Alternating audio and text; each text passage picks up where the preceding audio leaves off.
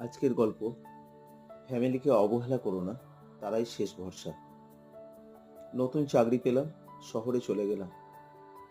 মা রোজ ফোন করতো, বলতো ভালো আছিস?